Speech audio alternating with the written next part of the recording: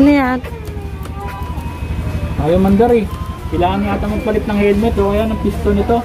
Bagong helmet yata. Ayan na naka side stand. Ha, okay na?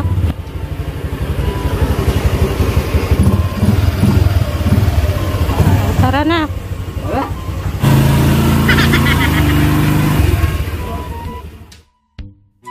Alam nyo ba na isa sa mga safety features ng ating Honda Click Game Changer ay ang kanyang side stand? Dahil kapag ang side stand nito ay nakababa, hindi mo siya mapapaandar. Kailangan mo siyang itaas para mapaandar mo siya dahil meron siyang kill switch. Pero isa rin ito sa mga nagiging problema ng iba kapag ang wire ay nginat-ngat ng daga. Sa video na ito, ipapakita ko sa inyo kung saan ang wire ng kill switch ng side stand.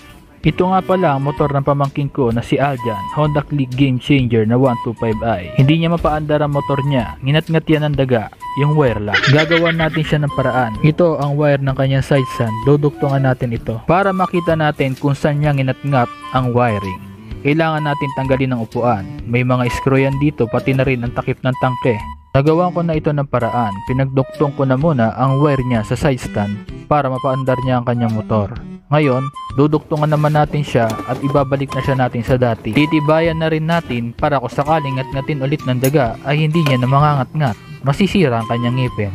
Sundan niyo lang maigi ang ginagawa ko sa video kasi nagbo-voice over lang ako.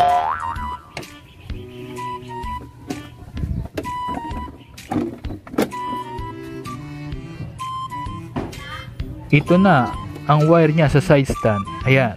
Ginamper ko na muna siya at tinali rito sa tagiliran para magamit niya muna ito. Baklasin na muna natin siya para magawa natin ng matino. Ito yan, yung nag-iisang kulay green dyan. May clip siya dyan, madali siya matanggal, pipindutin nyo lang. Ito na siya, pinagdikit ko muna siya pansamantala para magamit siya at mamatay yung kill switch niya para rekta siyang umandar. Nandirito ang switch niya kaya kailangan na natin itong tanggalin para makita natin. Ito ang kanyang switch. Nakita nyo naman, sinagad masyado ng daga ang kanyang ngat-ngat pero kaya natin yung magawa ng paraan. Tatanggalin natin yung kapirasong rubber niya para lumawit yung kulay berde na wire. Katulad nito, ayan. Kapag lumawit na yung berde na wire, tatalupan natin ito ng bahagya. Pareho silang tatalupan.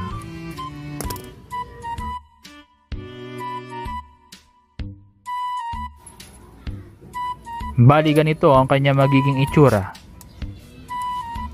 At pagkatapos, kumuha kayo ng wire. Ang pinakagagamitin yung wire ay automotive wire para maging mas matibay na siya. Tatalupan natin ito na magkabilang dulo at iduduktong natin doon sa kulay green na wire doon sa pinaka switch. At hihinangin natin yan para mas lalong tumibay siya. Katulad nito, ganyan. Balatan na rin natin ang kabilang dulo ng wire para naman maduktong natin doon sa pinaka puno niya. Dito natin ipapasok ang wire para di na siya mangat-ngat ng daga. Itong hose na to ay metal, nabibili lang yan sa mga drugstore. Siyempre, joke lang yun. Mabibili nyo yan sa mga hardware lang. Sa mga tindahan ng gripo, na mga hose, mga ganyan. Ngayon, iduktong natin na magkabilang dulo at hinangin. Tapos, ipasok mo siya doon sa pinaka metal hose niya. Ganyan.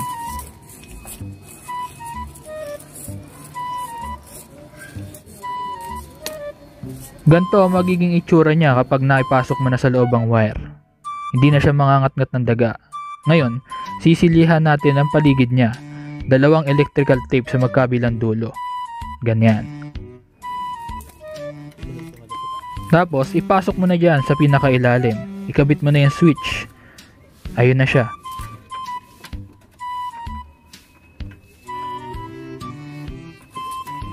Bago kayo magputol ng wire at ng hose, kailangan masukat nyo kung gaano siya kahaba para sakto lang din siya kapag ikakabit nyo na sa may duktungan niya. Ganyan. Ikabit na natin ang kanyang switch. Tornilyo na natin siya dyan.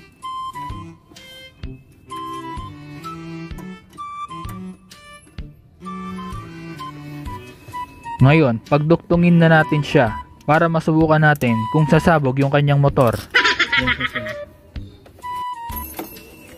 Pinasubukan ko na sa pamangkin ko, sabi ko i-start niya. Wala naman nangyaring pagsabog, okay siya. Baba natin ang side stand.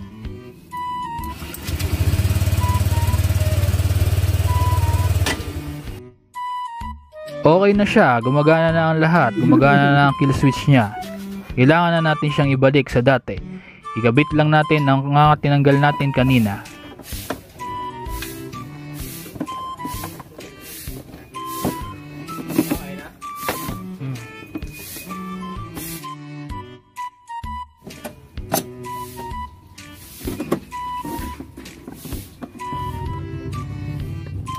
Kung isa kayo sa mga nakaranas ng ganitong sitwasyon, may power pero hindi nag-i-start, malamang sa side stand yan, maaaring nakababa o nakataas o talagang nginat-ngat na siya ng daga. Ito na ang kanyang bagong Honda Click Game Changer 125i.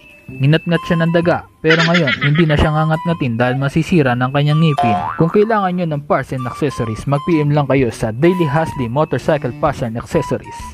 Babush!